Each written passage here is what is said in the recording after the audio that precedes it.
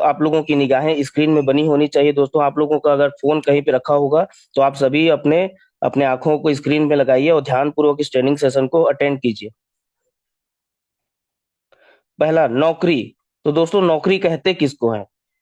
तो नौकरी उसको बोलते हैं फ्रेंड्स, जो इंसान अपने समय को बेचकर दूसरे के अंडर में रहकर जो इनकम करते हैं उसे नौकरी कहते हैं। मतलब कोई इंसान अपना पढ़ लिख लिया तो उसके में स्किल आ गया, तो अब उसको नौकरी कैसे क्या होता है? वो इंसान अपना समय बेचेगा और स्किल बेचेगा। अपना क्या बेचेगा? गुण, क्वालिटी बेचेगा और समय बेचेगा, और दूसरे के अंडर में रह के काम करता है, मतलब उसके ऊपर में कोई बॉस रहता है। उसको क्या बोलते हैं? नौकरी। या दूसरे शब्दों में कहें तो इसका एक और दूसरा परिभाषा है, जो इंसान अपने मर्जी का नहीं करके दूसरे का कहने को करे उसे नौकरी कहते हैं। जैसे नौकरी में कोई बॉस आपको बोलेगा इस फाइल को वहां लेकर जाइए, इस काम को वो कीजिए, मतलब नौकरी में आपके ऊपर एक बॉस रहेगा, वो आपको ऑर्डर देते रहेगा। मतलब वो इंसान अपने मर्जी का कोई काम नहीं कर सकता है, उसके ऊपर वाले जब तक उसको जो ऑर्डर देंगे उसको वो फॉलो करना पड़ेगा, चाहे उसकी मर्जी हो चाहे ना हो। मतलब कुल मिला के जो इंसान अपने मर्जी का नहीं करके अपने बॉस का जो कहना मानता है उसको मानना ही पड़ेगा, है ना? इसको क्या बोला जाता है? नौकरी कहा जाता है। ठीक फ्रेंड्स, नेक्स्ट स्लाइड है हमारा। नौकरी दोस्तों मैं ये बताना चाहता हूँ, नौकरी जो है इंडिया में आया कैसे? पहले नौकरी इंडिया में नहीं चलता था। जो नौकरी शब्द है, जो जॉब है, वो इंडिया में नहीं चलता था। इसको अंग्रेजों ने लाया है। ईस्ट इंडिया कंपनी के माध्यम से इसको अंग्रेजों ने इंडिया में लाया है, क्योंकि उनको अपना कंपनी का विस्तार करना था, तो इसलिए उन्होंने ना नौकरी को अंग्रेजों ने लाया है। तो अब मैं आपको कुछ चीजें खास बताना चाहता हूँ फ्रेंड्स। खास चीज ये है, पहले के समय में बात कर रहा हूँ, जो लोग खेती करते थे उसको उच्च दर्जे का काम माना जाता था। जो लोग पहले खेती किसानी का काम करते थे उसको अच्छा काम माना जाता था, उच्च वर्ग का काम माना जाता, उसको मतलब अच्छे श्रेणी का काम माना जाता था शुरुआती दौर में। आप अपने दादा परदादा लोगों के समय में पूछिएगा तो जो खेती बाड़ी करते थे, खेती किसानी, उनको उच्च वर्ग का माना जाता था, और व्यापार करते थे उनको मध्यम वर्ग का माना जाता था। और नौकरी को लोग उस समय निम्न समझते थे। क्या समझते थे दोस्तों? निम्न समझते थे। पहले के दौर में आपके दादा परदादा के समय में खेती को उच्च वर्ग माना जाता था, व्यापार को मध्यम वर्ग का माना जाता था, और नौकरी को तो एकदम निम्न माना जाता था। नौकरी कोई करता ही नहीं था। आप अपने दादा परदादा लोगों से पूछ लीजिएगा या अपने पापा लोगों से, उनको फ्री में नौकरी दिया जा रहा होगा। पकड़ पकड़ के लोग पहले ले जाते थे, भैया इस कंपनी में नौकरी कर लो, नौकरी कर लो। लोग छोड़ देते थे कि हमको नहीं करना, हमको खेती किसानी में हम खुश हैं, शुरुआती दौर में। लेकिन अब क्या हो गया दोस्तों? आज प्रतियोगिता का दौर आ चुका है। प्रतियोगिता का दौर। प्रतियोगिता के दौर में क्या होता है दोस्तों? आज नौकरी इतना फेमस हो गया है कि अब नौकरी को लोग उच्च दर्जे का काम मानते हैं। नौकर बनने के काम को उच्च दर्जे का काम माना जाता है। व्यापार आज भी मध्यम वर्ग में है और खेती को लोग अब निम्न समझते हैं। इस दोनों पॉइंट को मैं फिर क्लियर करना चाहता हूँ। पहले के समय में, दादा परदादा लोगों के समय में खेती को उच्च वर्ग माना जाता था, मध्यम वर्ग में व्यापार था, नौकरी को निम्न दर्जे का काम समझते थे लोग पहले। लेकिन आज नौकरी प्रतियोगिता के दौर में आ चुका है। नौकरी को लोग आज उच्च दर्जे का काम मानते हैं। जो नौकरी पा जाता है उसको लोग उच्च दर्जे का काम मानते हैं। व्यापार आज भी मध्यम वर्ग में है, और खेती किसानी को लोग अब निम्न समझते हैं, छोटा काम समझते हैं खेती किसानी को। तो समझ जाइए दोस्तों, हर चीज का ना तीन दौर होता है। किसी भी चीज का ना तीन दौर होता है। पहला दौर शुरुआती दौर होता है, दूसरा दौर जो होता है प्रसिद्धि का दौर होता है, और तीसरा होता है प्रतियोगिता का दौर।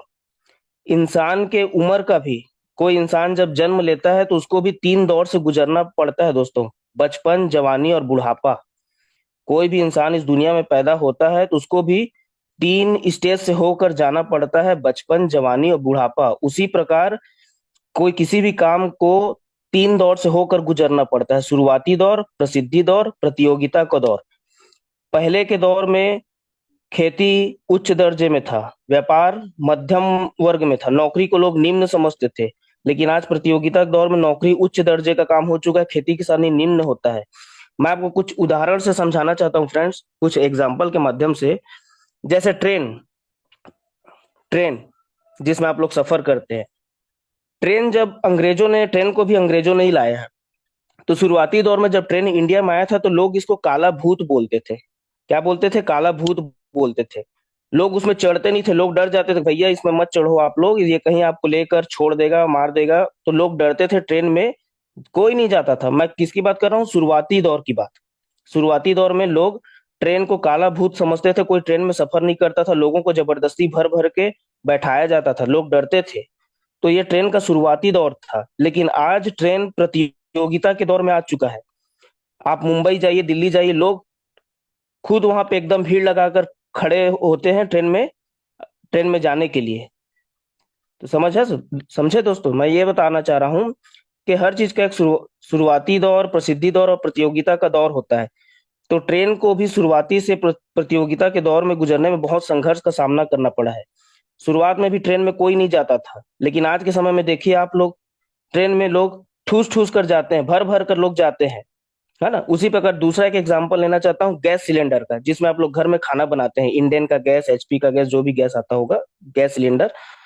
तो उसको लोग पहले, जब वो इंडिया में शुरुआत में आया था गैस सिलेंडर, तो उसको लोग बोलते थे बम का गोला। गोला बोला जाता था गैस सिलेंडर को, बम का गोला। कोई भी इंसान क्या अपने घर में गैस सिलेंडर को रखता नहीं था। लोग क्या बोलते थे, भैया इसको नहीं रखते हैं, नहीं तो हमारा घर ब्लास्ट हो जाएगा, हम सभी मर जाएंगे। शुरुआती दौर में कोई भी गैस सिलेंडर को नहीं रखता था अपने घर में।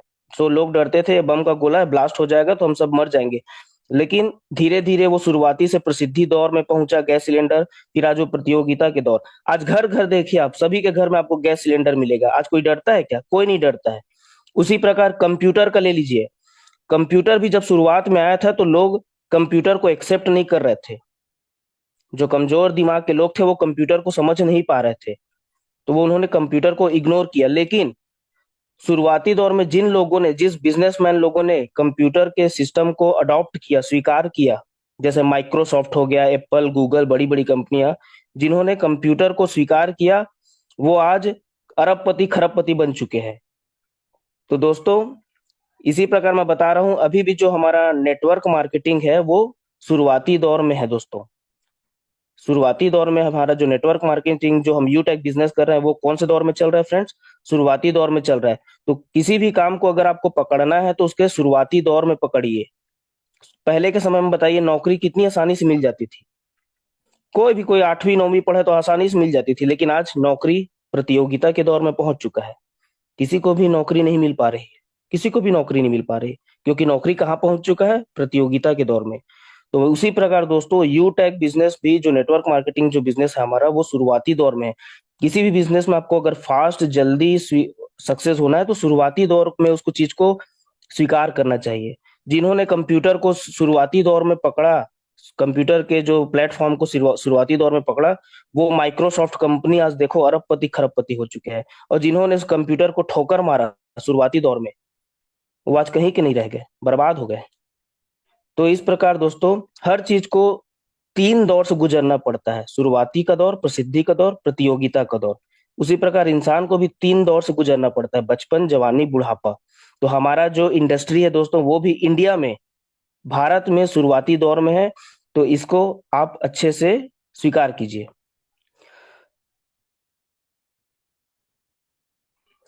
तो दोस्तों, मैं एक और टॉपिक पे बात करना चाहता हूँ। इंडिया में फ्रेंड्स, एक ही कैटेगरी में पढ़ाई होता है। हमारे भारत में लोगों को केवल एक ही कैटेगरी में पढ़ाई करना सिखाया जाता है, और विदेशों में 2 कैटेगरी में पढ़ाई करना सिखाया जाता है। तो इंडिया में क्या सिखाया जाता है? इंडिया में केवल नौकर बनना सिखाया जाता है, कि भैया पढ़ो लिखो और नौकरी करो, भैया पढ़ो लिखो और नौकरी करो।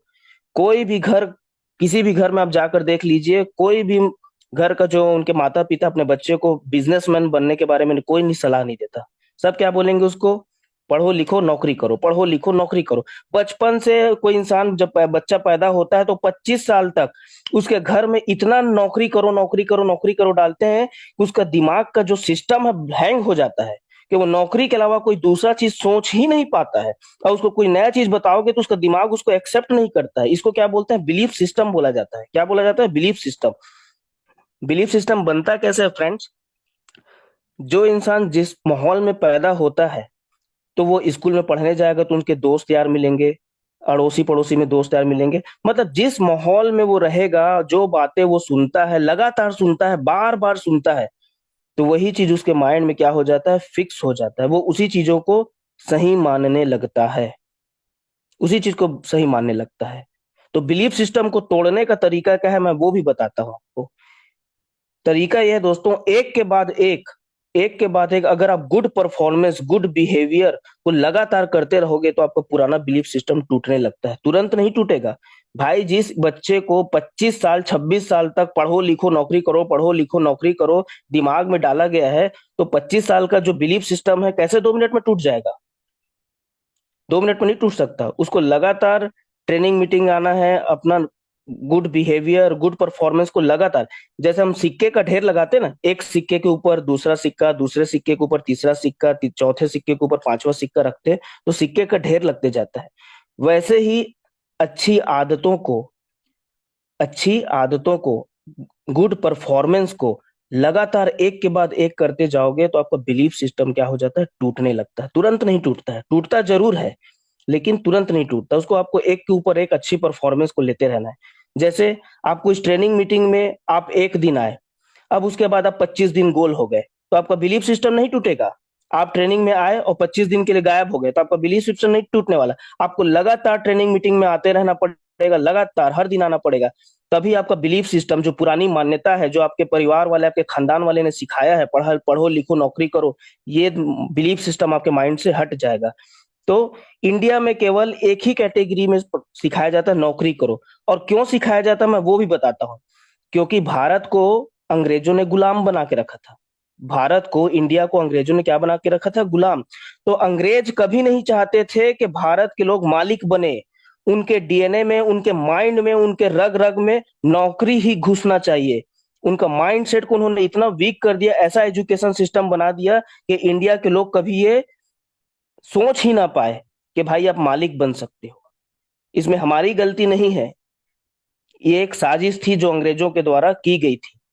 वो भारत के लोगों को मालिक बनते हुए नहीं देखना चाहते थे। वो भारत के लोगों को गुलाम बनाना चाहते थे, नौकर बनाना चाहते थे। इसीलिए उन्होंने एक ऐसा शिक्षा पद्धति, ऐसा एजुकेशन प्रणाली लगाया कि हर घर में लोग अपने बच्चों को कहने लग गए कि बेटा पढ़ो लिखो नौकरी करो, पढ़ो लिखो नौकरी करो। उनके माइंड में ये शब्द कभी डाला ही नहीं, कभी नहीं डाला गया कि आप मालिक बन सकते हो। तो ये अंग्रेजों के द्वारा किया गया था, क्योंकि अंग्रेज भारत के लोगों को क्या बनाना चाहते थे? नौकर बनाना चाहते थे। ठीक। अब नेक्स्ट, विदेश में क्या होता है? विदेश में नौकरी के साथ साथ आपको बिजनेस का भी शिक्षा दिया जाता है। इंडिया में केवल नौकरी करने का सिखाया जाता है। क्यों सिखाया जाता है? क्योंकि अंग्रेजों की ये साजिश थी कि भारत के लोग क्या बने? जिंदगी भर नौकर बने।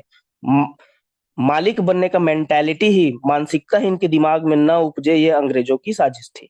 ठीक। और विदेशों में नौकरी करना भी सिखाया जाता है, जॉब करना भी सिखाया जाता है, प्लस साथ में बिजनेस और व्यापार दोनों पैटर्न पे काम सिखाया जाता है। नेक्स्ट स्लाइड पे चलते हैं दोस्तों। अब मैं आपको बताता हूँ, आज के डेट में किसी को अगर नौकरी पाना है तो उसके पास तीन तीन चीजें जरूरी नहीं, मजबूरी हो गई है। अगर किसी को नौकरी करना है तो उसको तीन चीजें जरूरी नहीं, मजबूरी है। पहला, उसके पास एजुकेशन होना चाहिए, अच्छी क्वालिफिकेशन हो चाहिए, बीए, बीटेक, एमटेक, पीएचडी, इस लेवल की पढ़ाई होनी चाहिए। दूसरा, उसके पास रिलेशन होना चाहिए। किससे रिलेशन? मंत्रियों से, विधायक से, सांसद से। उसके अच्छे संबंध होने चाहिए उसके परिवार का। पहला क्या होना चाहिए? एक तो अच्छा पढ़ा लिखा हो, बीटेक, बी, एमटेक, ये सब होना चाहिए। दूसरा, मंत्री विधायक लोगों से, सांसद लोगों से पहचान होना चाहिए। और तीसरा, डोनेशन, रिश्वत देने के लिए पैसा होना चाहिए। अगर इन तीनों चीजों में से अगर आज के डेट में अगर कोई एक भी चीज नहीं है, नौकरी पाने के लिए तीन चीजें की आज की जरूरी नहीं, मजबूरी बन चुका है। पहला, उसके पास एजुकेशन होना चाहिए, अच्छा पढ़ा लिखा होना चाहिए। दूसरा, मंत्रियों से, विधायक, सांसद लोगों से पहचान होना चाहिए। तीसरा, रिश्वत देने के लिए उसके पास पैसे होने चाहिए। अगर इन तीनों में से अगर कोई एक चीज भी नहीं है तो उसको आज के डेट में नौकरी नहीं मिल पाएगा। ये सिंपल फंडा है। तो नेक्स्ट स्लाइड पे चलते हैं फ्रेंड्स। स्वरोजगार, व्हाट इज स्वरोजगार? What is self employment? Self employment किसे बोलते हैं? जो व्यक्ति खुद का पूंजी लगाकर उसमें समय देकर जो इनकम करते हैं उसे स्वरोजगार कहते हैं। जैसे डॉक्टर, दूसरा वकील, तीसरा दुकानदार। स्वरोजगार मतलब कोई आदमी अपना पैसा खर्च किया, पूंजी लगाया और उसमें देकर, उसमें समय देकर जो इनकम करते हैं उसको स्वरोजगार कहते हैं। जैसे डॉक्टर ने अपना पैसा लगाया और एक क्लिनिक खोला, प्राइवेट क्लिनिक खोला, और उसमें अपना वो बैठ के कमाई कर रहा है, तो ये क्या हो गया? स्वरोजगार। दूसरा वकील, वकील भी अपने ऑफिस में बैठता है, तो ये भी क्या हो गया? स्वरोजगार। कोई आदमी किराना का दुकान, जनरल स्टोर खोल के बैठा है, तो ये क्या हो गया? स्वरोजगार। कोई इंसान स्कूल खोल के बैठा है, विद्यालय खोल के बैठा है, तो वो क्या हो गया? स्वरोजगार। मतलब सेल्फ एम्प्लॉयमेंट, वो अपने आप को स्वयं रोजगार दिया। उसने, उसके पास पैसे थे तो उसने अपना क्लिनिक खोल लिया, उसने अपना दुकान डाल दिया, उसने अपना स्कूल खोल दिया, तो ये सब क्या होता है? स्वरोजगार होता है। तो ये दूसरे कैटेगरी का पैसे कमाने का तरीका हो गया। पहला था नौकरी, दूसरा हो गया स्वरोजगार। नेक्स्ट स्लाइड पर चलते हैं फ्रेंड्स। हाँ, तो स्वरोजगार में एक और पॉइंट बताना था, ये लोग अपने काम में दोस्तों जब तक समय देंगे तब तक पैसा कमाएंगे। मतलब डॉक्टर जब तक अपने क्लिनिक में जाएगा, पेशेंट मरीज लोगों का इलाज करेगा, तब तक पैसा कमाएगा। वकील जब तक अपने ऑफिस में जाके केस लड़ेगा तब तक पैसा कमाएगा। दुकानदार जब तक अपने दुकान में जाकर बैठेगा तभी वो पैसा कमा पाएगा, है ना? तो ये लोग कुल मिला के जब तक अपने काम में, जब तक समय देते रहेंगे, टाइम देते रहेंगे, तब तक वो क्या कमाएंगे? पैसा कमाएंगे। तो नेक्स्ट स्लाइड है फ्रेंड्स, पैसे से पैसा। ये बड़ा इंटरेस्टिंग चीज है कि लोग पैसे से भी पैसा कमाते हैं। पैसे से पैसा कैसे कमाया जाता है? जिन लोगों के पास लाखों करोड़ों का बैंक बैलेंस होता है, वो लोग अपने पैसे को ब्याज में देते हैं। किसमें देते हैं दोस्त? ब्याज में देकर, मूलधन प्लस ब्याज वसूल कर पैसा कमाते हैं। या फिर बहुत बड़े फ्लैट या बिल्डिंग को बनाकर किराए में देकर पैसा कमाते हैं। मान लीजिए आप लोगों के पास, किसी के पास करोड़ों रुपए है, तो वो क्या किया? उस पैसे से वो बिल्डिंग बना दिया, फ्लैट बना दिया, मकान बना दिया, और उसको क्या दे दिया? वो भाड़े पे, किराए पे दे दिया। तो वहां से वो पैसे पे पैसा बना रहा है। या दूसरा, उसके पास अगर बहुत पैसा है, मान लो 1 करोड़ है, तो वो उसका फिक्स डिपॉजिट कर देगा। एफडी बोलते हैं जिसको, फिक्स डिपॉजिट, साउदी जमा बोलते हैं, साउदी जमा खाता। फिक्स डिपॉजिट कर दिया तो उसमें उसको सालाना ब्याज मिलेगा। मान लो 5 लाख रुपए का वो फिक्स डिपॉजिट कर दिया स्टेट बैंक ऑफ इंडिया में, तो उसको साल का 40-50 हजार रुपए ब्याज मिलेगा। तो इसको क्या बोलते हैं? पैसे से पैसा कमाना। जिन लोगों के पास बहुत सारा पैसा रहता है, उन लोग अपना पैसा को या तो बिल्डिंग बनाकर, मकान बनाकर किराए में देकर पैसा कमाते हैं, या अपने पैसे को फिक्स डिपॉजिट करके उसके ब्याज में पैसा कमाते हैं। ठीक। नेक्स्ट स्लाइड है फ्रेंड्स, बिजनेस। बिजनेस किसे बोलते हैं? किसी भी वस्तु विनिमय की आदान प्रदान की प्रक्रिया को बिजनेस कहते हैं। मतलब जब किसी वस्तु का आदान प्रदान होता है, मतलब अगर मान लो आप कोई टूथपेस्ट ले रहे हो, तो उसमें क्या होता है? आप टूथपेस्ट लोगे तो सामने दुकान वाले को क्या दोगे? पैसा दोगे। दोनों का आदान प्रदान होता है। ग्राहक दुकानदार को क्या देता है? पैसे देता है, और दुकानदार उस पैसे के बदले में उसको क्या देता है? प्रोडक्ट देता है। तो किसी भी वस्तु के विनिमय की आदान प्रदान की प्रक्रिया को क्या कहा जाता है दोस्तों? बिजनेस कहा जाता है। अब बिजनेस कैसे बिजनेस कितने प्रकार से होता है दोस्तों, मैं उसके बारे में बात करना चाहता हूं।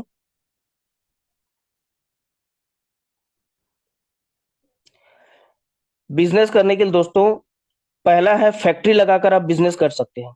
जिसके पास बहुत सारा पैसा है, वो फैक्ट्री लगाकर बिजनेस कर सकता है। दूसरा, नाम बेचकर आप अपना बिजनेस कर सकते हो। तीसरा, डायरेक्ट मार्केटिंग या नेटवर्क मार्केटिंग या एमएलएम बोलते हैं, उसके माध्यम से आप अपना बिजनेस कर सकते हो। तो फैक्ट्री मतलब दोस्तों क्या है?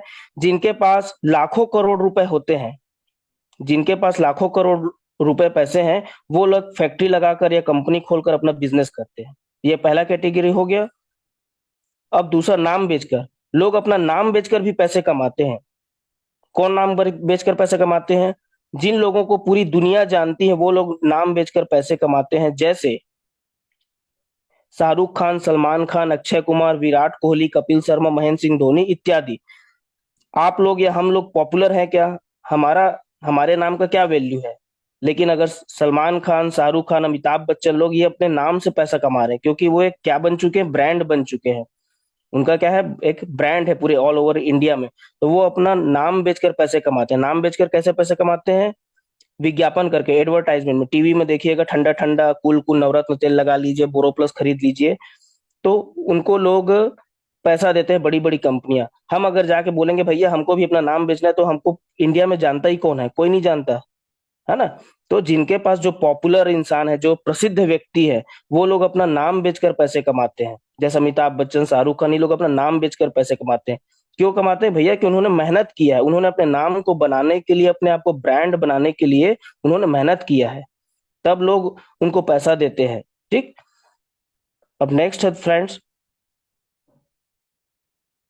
डायरेक्ट मार्केटिंग, जिसको नेटवर्क मार्केटिंग भी बोला जाता है, डायरेक्ट सेलिंग भी बोला जाता है, या मल्टी लेवल मार्केटिंग भी बोला जाता है। डायरेक्ट मार्केटिंग में कौन सी कंपनी करे, क्योंकि हमारे इंडिया में बहुत सारी कंपनियां चल रही है, तो हम लोग डिसाइड नहीं कर पाते हैं कि कौन सी कंपनी करे कि ना करे। तो दोस्तों, हमारे पास, आप लोगों के पास एक सुनहरा अवसर आया हुआ है, न्यू जनरेशन का कॉन्सेप्ट आया है दोस्तों। उस कॉन्सेप्ट का नाम है, जिस कॉन्सेप्ट का नाम है friends, यूटेक infotech private limited. यूटेक business की यूनिक यूनिक सेलिंग पॉइंट के बारे में मैं आप लोगों को थोड़ा बताना चाहता हूँ फ्रेंड्स, कि यूटेक का यूनिक सेलिंग पॉइंट के बारे में आप लोगों से बात करना चाहता हूँ। इस बिजनेस को करने के लिए ना तो डिग्री चाहिए दोस्तों, कोई डिग्री डिप्लोमा करने की जरूरत नहीं है। दूसरा है, ना तो डिप्लोमा भी नहीं चाहिए। तीसरा है, इस बिजनेस को करने के लिए ना तो लाखों रुपए इन्वेस्टमेंट करने की भी जरूरत नहीं, मात्र 590 रुपए जिंदगी में एक बार लगाकर आप इस बिजनेस की शुरुआत कर सकते हैं। चौथा पॉइंट है फ्रेंड्स, इस बिजनेस को करने के लिए घर घर जाने की जरूरत भी नहीं है आपको। पांचवा पॉइंट है फ्रेंड्स, ना तो सामान खरीदना है और ना ही घर घर बेचने जाना है आपको। और फ्रेंड्स, इस बिजनेस को करने के लिए अपना पुराना वर्क छोड़ने की भी जरूरत नहीं है। आप इस बिजनेस को अपने पार्ट टाइम में कर सकते हो, 1 घंटा 2 घंटा करके अपने साथ में, अपने जो भी जॉब कर रहे हो, नौकरी कर रहे हो उसके साथ में, या बिजनेस कर रहे हो, कोई दुकान भी चला रहे हो, तो साथ में पार्ट टाइम में इस बिजनेस को बिल्ड कर सकते हो। अगर फ्रेंड्स आप गवर्नमेंट जॉब में हो या प्राइवेट जॉब में हो, बिजनेसमैन हो, स्टूडेंट हो या गृहिणी हो, कोई भी व्यक्ति इस बिजनेस को बहुत आसानी से कर सकता है। आपके पास में सिर्फ एक मोबाइल होना चाहिए, एक स्मार्टफोन होना चाहिए, और साथ में इंटरनेट कनेक्शन होना चाहिए। इस बिजनेस में फ्रेंड्स कस्टमर की हैबिट को बदलने की जरूरत नहीं है। क्यों नहीं है कस्टमर की आदत को बदलने की? क्योंकि मोबाइल रिचार्ज, टीवी रिचार्ज, बिजली बिल, पेट्रोल डीजल, ये सब तो हर कोई भरवाता है, तो इसमें कोई नई बात तो है नहीं। तो इस बिजनेस में आपको कस्टमर की आदत को बदलने की जरूरत बिल्कुल भी नहीं पड़ती है दोस्तों। यहाँ लेफ्ट राइट वाला कोई झंझट नहीं है दोस्तों, कोई जोड़ा जोड़ी बनाने वाला झंझट नहीं है। इंस्टेंट पे आउट आता है आपका, काम का पैसा आपको तुरंत मिलता है, पलक झपकते हैं इंस्टेंट इनकम मिलता है फ्रेंड्स।